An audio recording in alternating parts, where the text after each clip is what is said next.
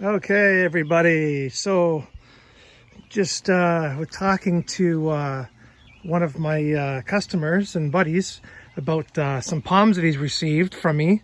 And so this quick video is about acclimation of shade-grown, indoor-grown palms to the outdoor life.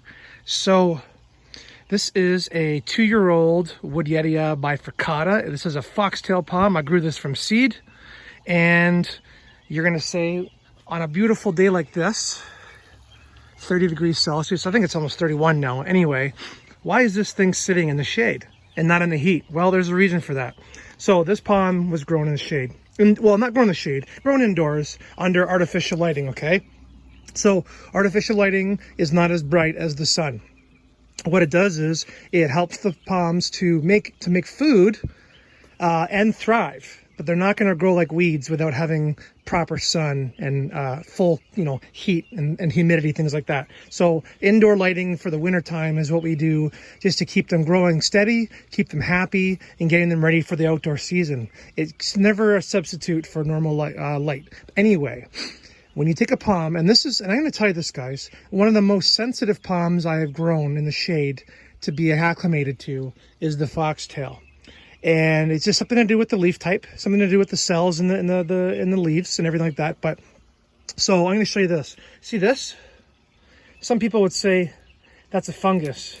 Well, actually, this was sunburn from last year, and this is what it turned into. So this is from this year a little bit. So you see this dark edging. You see this light color here. See if I can find a better example.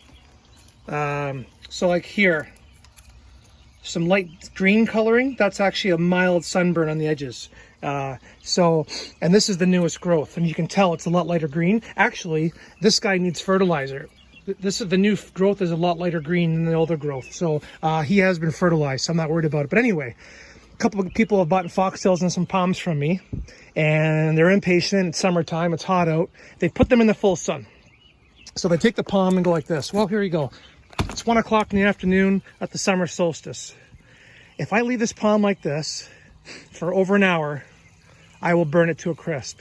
Now this palm's not as bad because I've been acclimating them. So what I do is I put them in this spot, and in the morning, the sun comes up here from the east, it will get morning sun at a reduced angle. So you'll get morning sun, and then in the evening, this is west, it'll get west sun.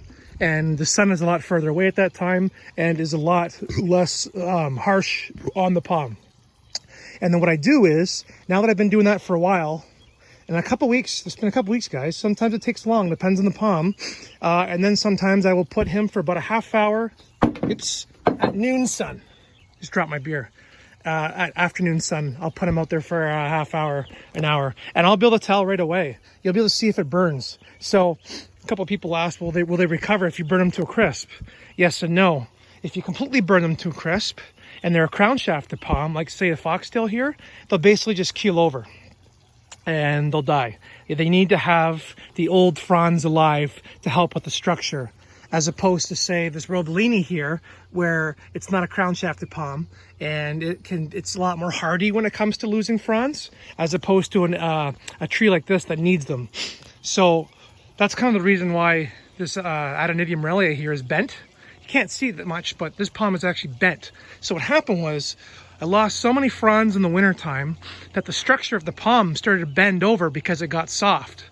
And so that's why you do not want to lose too many fronds. So acclimate your palms slowly, morning and afternoon or evening sun first for a week or so, and then slowly acclimate it to afternoon sun. And remember, this is July, actually this is the end of June here, so we're right at the solstice of summer. So this is very, very bright sun. And a lot of people say, well, in Southern Ontario, you're 43 degrees north.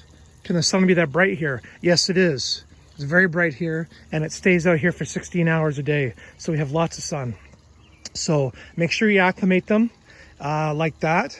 Keep them well watered, but not every day, just when they need it. And they should be good, but you just have to be patient, guys. You can't, like I said, even my big foxtail over here, we did the video on this last time. I got impatient and I took this foxtail right from my dad's house and put him in full sun. Now, luckily, this big guy here is a lot more hardy. So you can see all this stuff here. All these brown tips, that's actually sunburn on the top of the palm. Everything on the bottom is good and green. So gotta be careful. Here's a good example of sunburn. If you can see that. That kind of like white coloring in there, looks like blue. That's sunburn. So that's what happens when you put your palms out and don't acclimate them, okay guys? So next time you buy palms from here, buy palms that are shade grown, or even sometimes from Florida they come shade grown, and you'll end up burning them if you put them in direct sunlight right away. Like this bottle palm here, it's you know, the new growth's good. The old growth's burnt to a crisp. And that's because this year I was impatient and lazy, and I've never done that before. So don't make those mistakes. Acclimate them slowly to sun, and they will be good. Have a good one.